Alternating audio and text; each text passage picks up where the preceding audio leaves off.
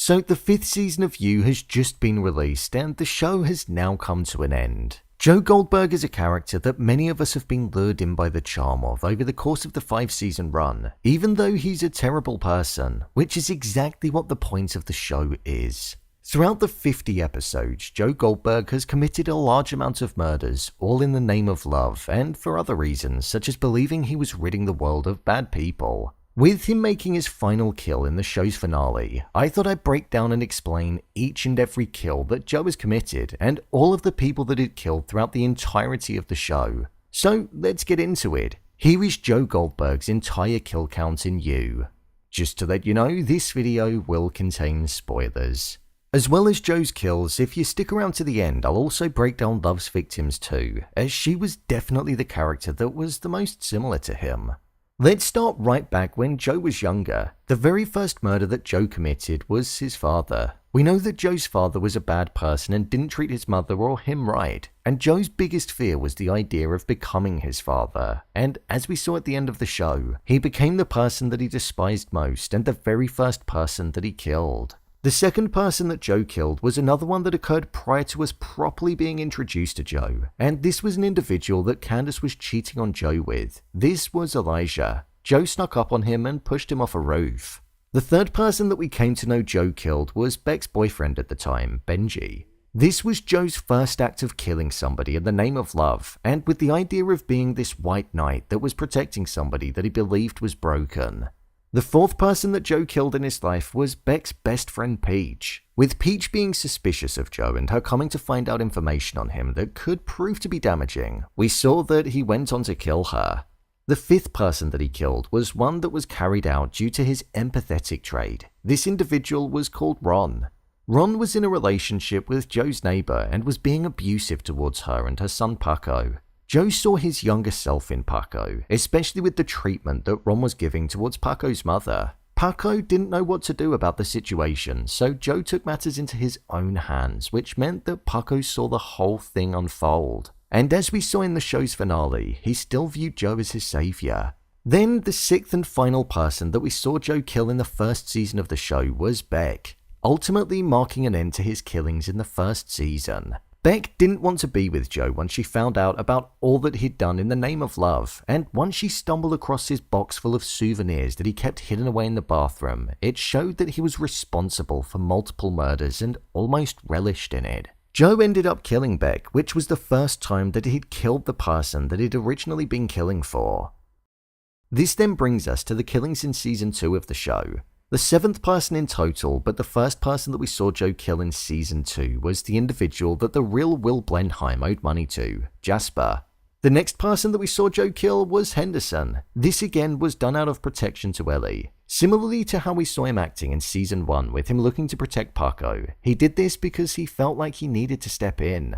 Joe knew that Henderson was an individual that used his fame in order to exploit people and get what he wanted. So he was an evil that Joe thought he was ridding the world of by taking him out of it.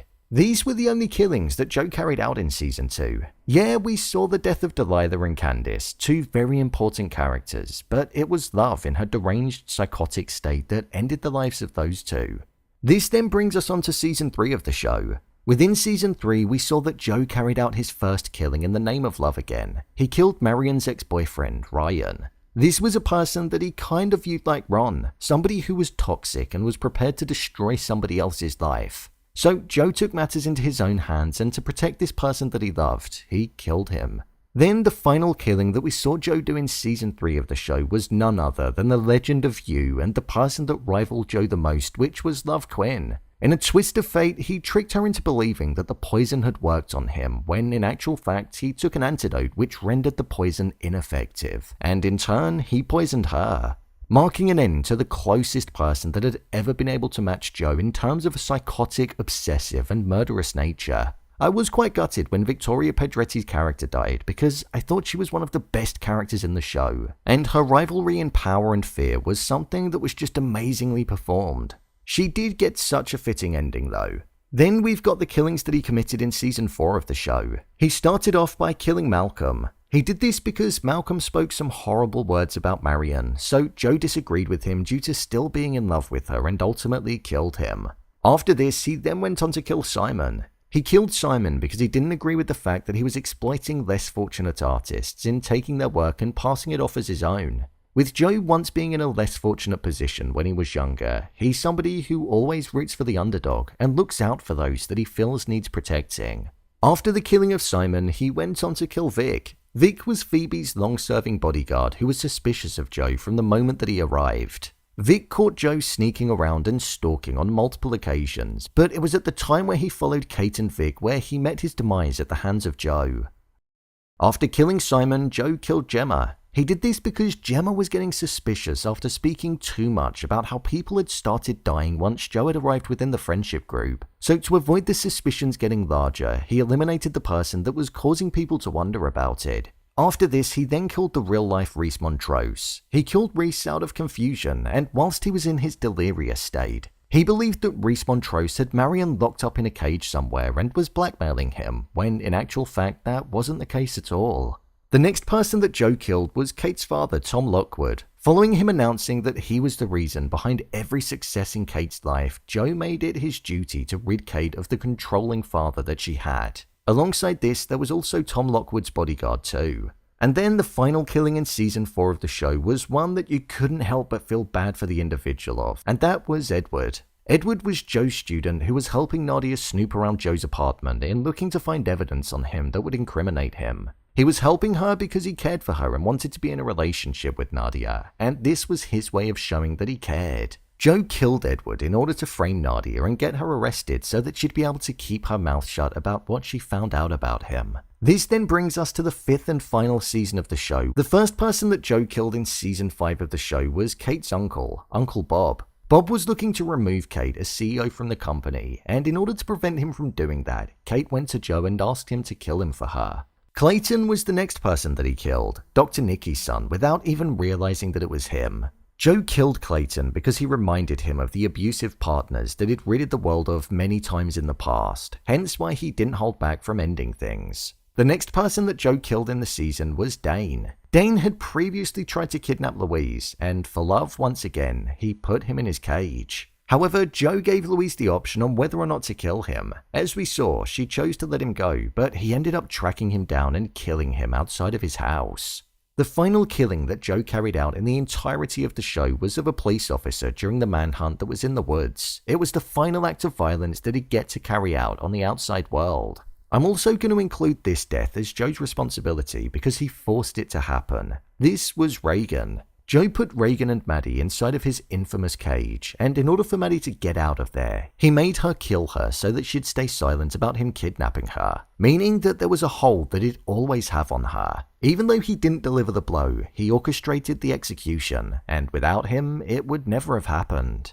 So yeah, Joe has killed a lot of people over the course of the 5 seasons of the show, and across all of them, he's killed 23 people. So if this was the real world, he would most definitely be one of the most prolific serial killers in recent history. While we're here, I feel we should definitely talk about the love interest that was most similar to Joe, Love Quinn, and her kill count. The first person that Love killed was the nanny that used to work in her house when she was younger, called Sophia. The second person that she killed was her first husband, James. He wanted to leave her, and in an accident, she gave him too much of the dosage and ended up rendering him no more. This felt most similar to a Joe kill, the likes of Beck for example. The third person that Love killed was Delilah. Love suspected that something was going on between Delilah and Joe, and she killed her once she located her at the box that Joe was keeping hidden. Something which did cause confusion for a short while. I'm not gonna lie, I was gutted that Delilah never got any justice in the final season of the show. The fourth person that she killed was Candace. Love killed Candace because she was threatening to go to the police about all of the things that Joe had done, and also because she stumbled across the body of Delilah. However, Love wasn't prepared to let that happen, so she took matters into her own hands, again showing a similarity to Joe in looking to be this protector. The fifth person that Love killed was the next door neighbor to the house that she bought with Joe in the suburbs, called Natalie. She did this because she suspected that something was going on between her and Joe, and she was right to be suspicious. The sixth and final person that Love killed was her other neighbor in the suburbs called Gil. She hit him because she believed that it was his fault that Henry got sick and was taken to the hospital in a critical condition. This meant that she put him in the cage in a state where he was still alive, but he ultimately ended things for himself whilst he was in there. So whilst the death wasn't done at the hands of her, if it wasn't for her putting him in the cage, then he would have most likely still been alive. Kind of similar to the Joe and Reagan and Maddie situation. With Joe and Love combined together, they're genuinely extreme serial killers, and it's no surprise that they both ended up trying to kill one another.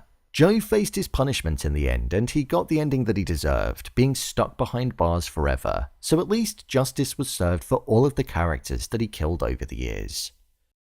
So, there you have it, Joe Goldberg's entire kill count in You. If you want to see the final season of You being broken down, then I've put the video below. I've also broken down every season as well, so I've put those below too.